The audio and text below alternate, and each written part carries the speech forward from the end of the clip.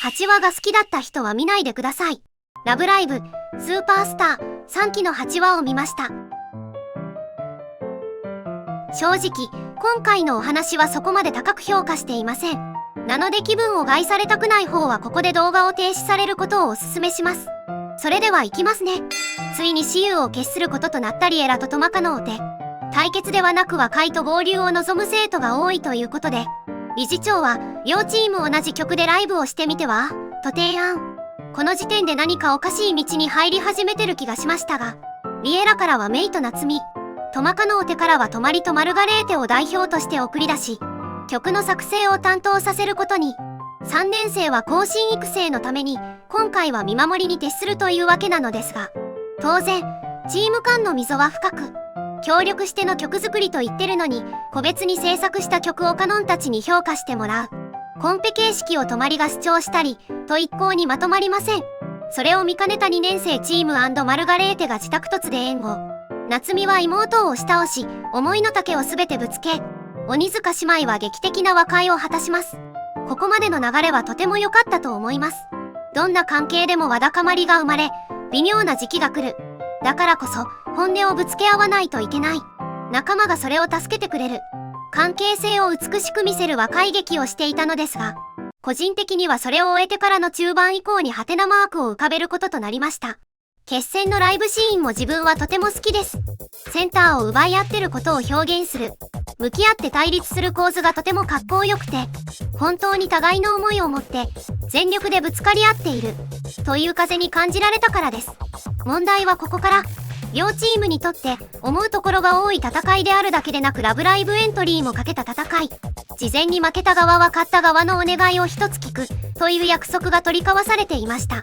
前回の動画で言及したのですが、トマカのお手側の要求はこの時点でマルガレーテとトマリがカノンに提案した何かに沿ったものとなることが予想できますね。一方、トマカのお手の面々とラブライブへ出場したイリエラ側の要求はなんとなく読めます。リエラに合流してラブライブへ出場しよう。実はこれに関わってくる別の流れが前半で描かれていました。応援娘3人が理事長から許可を得て謎の署名活動を展開。何を目的としていたのかが対決結果発表の場で明かされます。それはリエラ&トマカのお手の11人全員でラブライブへ出場してほしいという要望。つまり署名というのは結ヶ丘全生徒の意思統一。応援娘3人の案に乗って全権委任してくれということだったようです。あっけに取られる11人のスクールアイドル。このタイミングで両陣営が考えていたお願いの内容も明かされます。やはりどちらのチームも一緒にラブライブに出ようという合流の提案。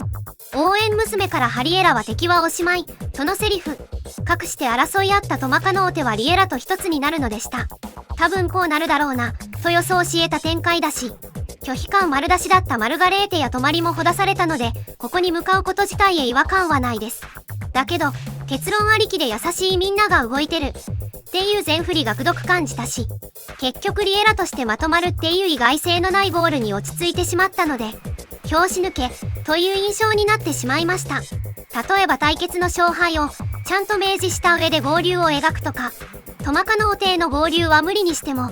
ここから新生リエラとして指導する再スタートの話にしてもよかったんじゃないかなと思いました。3期は主人公であるカノンがマルガレーテが旗揚げしたりエラ敵対チームへ入部するという衝撃の幕開けから始まった物語。